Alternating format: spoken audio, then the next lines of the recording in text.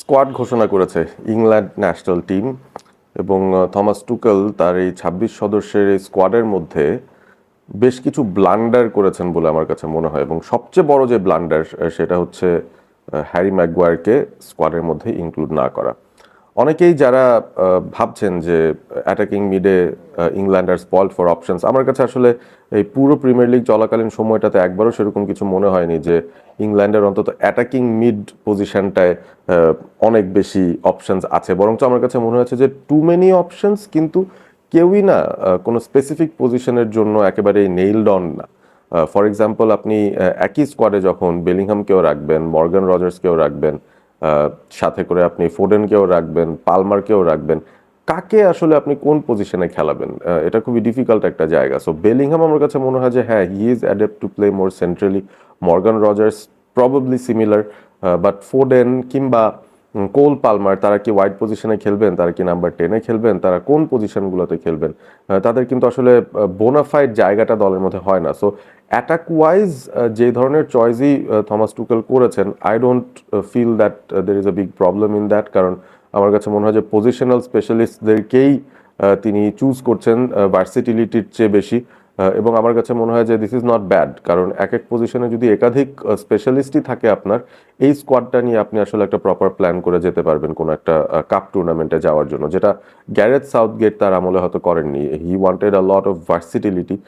এমন কিছু প্লেয়ার বা স্কোয়াডের মধ্যে তিনি রাখতে চাচ্ছেন যারা বিভিন্ন পজিশনে খেলতে পারেন, বাট কোনো পজিশনেরই আইডিয়াল ম্যাচ না প্রবাবলি, বা স্পেশালিস্ট না। সো ওই জায়গা থেকে আমার কাছে মনে হয় যে থমাস টুকেল অন্তত পরিষ্কার তার চিন্তা ভাবনা নিয়ে যে তিনি আসলে কিভাবে তার স্কোয়াডটাকে সাজাচ্ছেন। তবে অদ্ভুত ব্যাপার যেটা সেটা হচ্ছে যে প্রবাবলি তিনি তার বেস্ট ডিফেন্ডারটাকেই নামাচ্ছেন না বা স্কোয়াডেই নেননি। হ্যারি ম্যাগুয়ারকে না নেওয়ার পিছনে আমি তেমন কোনো বড় কারণ দেখি না। হতে পারে তিনি যদি এখন শুধু স্ট্যাটস দেখেন, সেটার বেসিসে তো দেখবেনই যে ম্যানচেস্টার ইউনাইটেড আসলে এবারের প্রিমিয়ার লিগে খুব একটা বেশি ক্লিন শিট রাখতে পারেনি। সেটা একটা ফ্যাক্টর হতে পারে। ম্যাগুয়ার মাঝখানে কয়েকবার হালকা ইনজুরিতে পড়েছিলেন, সেখান থেকে ফিরে এসেছেন। তবে ম্যাগুয়ারের পারফরমেন্সগুলো কি তিনি নোটিস করেছেন কিনা আমি জানি না। হ্যারি ম্যাগুয়ার শুধু তো ম্যানচেস্টার ইউনাইটেডে খেলেছেন, এই মৌসুমে খুব একটা খারাপ খেলেনি। Had a very good end or later half of the season, সেটা অন্তত বলে দেওয়া যায়। এবং তিনি যে ম্যাচগুলো খেলেননি সে সময় কিন্তু ইউনাইটেড তাকে খুব বেশি করে মিস করেছিল। আর একটা বদনাম তো ম্যাগুয়ারের হয়ে গিয়েছিল যে তিনি নাকি ইংল্যান্ডেরই হয়েই ভালো খেলতে পারেন, এবং ইউনাইটেডে আসলে নাকি তার খেলাটা পড়ে যায়। এবং সেটার পিছিয়ে কিছু লজিক ছিল, কিছু স্ট্রাকচারাল লজিক ছিল। ইংল্যান্ড আন্ডার সাউথগেট তারা অনেক সময় 3 অ্যাট দ্য ব্যাক ফরমেশনে খেলতো, যেখানে Maguire was one of them. So অনেকেই বলতেন যে আসলে 3 অ্যাট দ্য ব্যাক হলে ম্যাগুয়ারের জন্য কাজটা অনেক সহজ হয়ে যায়, কারণ তিনি আসলে খুব একটা মোবাইল নন, এবং 3 জন থাকলে তাকে কুশন দেওয়ার জন্য আরো 2 জন অন্তত থাকেন। সো ওই বিষয়টা নিয়ে অনেকে ম্যাগুয়ারকে বলেছেন। বাট আমার কাছে মনে হয় যে even in a 4 percent defence, Harry Maguire আসলে এই সিজনে যা করতে পেরেছেন, হি অ্যাকচুয়ালি ইজ, আমি বলবো যে আপনি যদি থিয়াগোর কথা বলেন, হ্যাঁ, থিয়াগো সিলভা যাকে ব্রাজিল টিমেও নেয়নি, যদিও হি ইজ ওভার 40, ম্যাগুয়ার তো অত বয়স্ক না। সো এই জায়গাটার মধ্যে he is similar to Thiago Silva, যে হচ্ছে দুই এন্ডেই খুব ইম্পর্ট্যান্ট রোল প্লে করে ফর দ্য টিম। এবং তার লিডারশিপ কোয়ালিটি থেকে শুরু করে আমরা যদি তার ডিফেন্স গোছানোর ক্ষেত্রে তার যে রোলটা থাকতে পারতো, সেই জায়গায় he had a big role to play, বা ওই রোলটা প্লে করার একটা ভালো সুযোগ ছিল। ডিফেন্সিভলি এরিয়ালি হ্যারি ম্যাগুয়ারকে কেউ বিট করতে পারে না। এটা আপনি আমাকে যতই যাই বলেন না কেন, there is no one in this England squad যে হ্যারি ম্যাগুয়ারের থেকে বেটার হবে এরিয়ালি। ডিফেন্সিভলি আমরা যদি চিন্তা করি, ইভেন ইন অফেন্স, আমি অফেন্সের কথা পরে আসবো, আগে ডিফেন্সটা শেষ করে নিই। এই জায়গার মধ্যে হ্যারি ম্যাগুয়ার ওর ল্যাক অফ পেস যেটা, সেটা সে কাভার আপ করে দেয় with his positioning sense and his attacking mindset, his aggressive mindset. তার মোস্ট অফ হিজ ট্যাকলস সে যেগুলো করে, উপরে এসব যদি চার্জ করে, হি গেটস দেম। হ্যারি ম্যাগুয়ারের ডিস্ট্রিবিউশনও বেশ ভালো, ডায়াগোনাল বল সে নিতে পারছে, on the ball is quite good. So ওই জায়গাগুলো থেকে আমি জানি না আসলে তার খেলার কোন এলিমেন্টটা টুখেলের পছন্দ হয় নাই, আদার দেন ওইটা যে হ্যাঁ সে একটু ইনজুরি প্রোন ছিল ওই সিজনে, মেবি এটা একটা কারণ হতে পারে। But Tuchel has to explain himself কেন ম্যাগুয়ারকে আসলে সে রাখতে পারে নাই তার 26 জনের স্কোয়াডের মধ্যে। This is shocking. আর attack wise I would say যে এই পুরো টুর্নামেন্টটা, পুরো ওয়ার্ল্ড কাপটাই, mark my words, it will be very reliant on set pieces. এবং এটা আমি শুধু মানে আর্সেনালকে মক করার জন্য বলছি না, আমি জাস্ট সেইং যে in general I think set piece এই সিজনে বা ওয়ার্ল্ড কাপ সিজনটায় খুব ইম্পর্ট্যান্ট একটা রোল প্লে করবে। মেনি অফ দ্য টিমস যারা লিগও খেলছে তারা কিন্তু একটা টেমপ্লেট বের করে ফেলেছে, স্পেশালি দ্য টিমস যাদের মধ্যে আসলে ফ্লেয়ারটা একটু কম আছে বা যারা ডিফেন্সিভ ডিসিপ্লিন অ্যান্ড কাউন্টার অ্যাটাকের উপর বেস করে তাদের স্ট্র্যাটেজিটা সাজাবে এবারে ওয়ার্ল্ড কাপের জন্য, তারা কিন্তু সেট পিসটাকে অনেক বেশি টার্গেট করবে। সেট পিস ডিফেন্ড করাটাও যেমন ইম্পর্টেন্ট, সেট পিস থেকে গোল দেওয়ার সুযোগ তৈরি করাটাও তেমন ইম্পর্টেন্ট। সো ইংল্যান্ড, আমি যেটা মনে করি আর কি, they are a lot, they should be a lot dependent on set pieces as well, কারণ তাদের টিমের মধ্যে আপনি দেখবেন যে ডেলিভারি দেওয়ার মতো খুব ভালো লোকজন আছে। Bukayo Saka and Declan Rice, তারা তো আর্সেনালের হয়ে খালি ডেলিভারি দিয়ে গেছেন, and all they want is someone যে হচ্ছে বক্সের ভেতর থাকবে to put those balls in.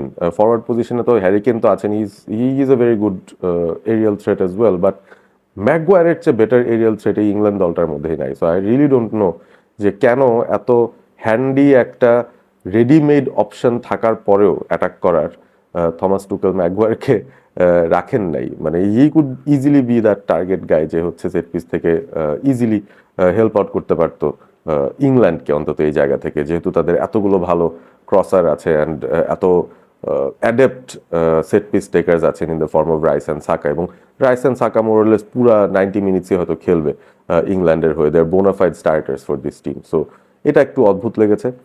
R Foden আর পালমারের কথা আমি খুব একটা আসলে বলতে চাই না। একটা জিনিস হতে পারে যে আসলে ওই লেফট ফুটেডনেসের যে বিষয়টা, সেটাতে পুরাপুরি হচ্ছে Thomas টুকেল is depending on বুকায়ু Saka.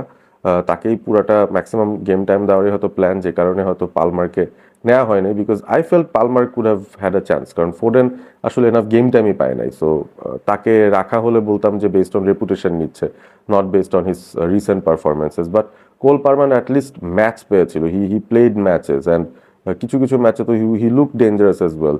So এরকম একটা সিচুয়েশনে আমি পালমারকে না দেখে একটু shocked, but not very much shocked actually, কারণ বললাম যেটা, যে স্পেশালিস্ট পজিশনে যদি টুকেলের first pick second pick already ready থাকে, অ্যান্ড ইফ হি ডিসাইডস যে ওর ফার্স্ট ইলেভেনটাকে মোস্ট অফ দ্য ম্যাচেস খেলাবে আর বাকিদেরকে রোটেশনাল হিসাবে আনবে, ওই ইন্টেন্সিটি নিয়ে যদি চিন্তা করি, তাহলে আসলে পালমার বা ফোডেনকে বেঞ্চে রাখার চেয়ে স্কোয়াডে তাদের নাই রেখে he is trying to strengthen some places যেখানে তার স্পেশালিস্ট দরকার হবে।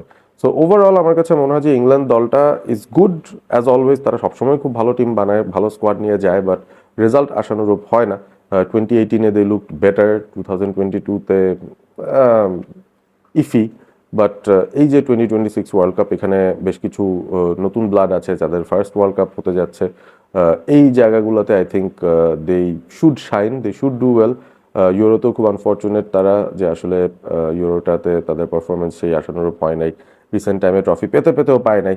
বাট আন্ডার টুকেল দেখা যাক ইউনাইটেড তো না, সরি, ইংল্যান্ড, তারা আসলে কোন সিচুয়েশনটায় ওয়ার্ল্ড কাপটায় যায়, অ্যান্ড দেখা যাক আর কি। আই রিয়েলি থিঙ্ক যে তারা, হ্যাঁ, নকআউট ফেজে যাবে, একটু ডিপো যেতে পারে, but I don't feel like they have the capability to win the tournament. Tournament জিততে হলেও মাঝে মধ্যে একটু বাজে খেলেও একটা দুটো ম্যাচ বের করা লাগতো। সো ওই প্লেয়ারদেরকে যারা আসলে কি মোমেন্টসে ক্লাচ হতে পারেন, তাদেরকেই অনেককে টুকেল অ্যাকচুয়ালি তার স্কোয়াডেই রাখেন নাই। So he is taking a big risk and it will B on him. যদি তারা ডিফেন্সিভ কোনো জায়গা থেকে স্ট্রাগল করে কিংবা সেট পিস অ্যাটাক করতে না পারে, তখন সেটা আসলে টুকেলের উপরে যেয়ে পড়বে। আপনাদের মতামত কমেন্ট করে জানিয়ে দিন ইংল্যান্ডের স্কোয়াডটা আপনাদের কেমন লেগেছে, এবং অবভিয়াসলি ম্যাগুয়ারের এক্সক্লুশনটা নিয়ে আমি যতটা এনরেজড, আপনাদেরও কি সিমিলার মাইন্ডসেট আছে কিনা, যে না, he did something wrong by not taking Harry Maguire in the squad? জানিয়ে দিবেন কমেন্ট করে, সাবস্ক্রাইব করবেন অল স্পোর্ট এবিপি। ভালো থাকবেন সবাই।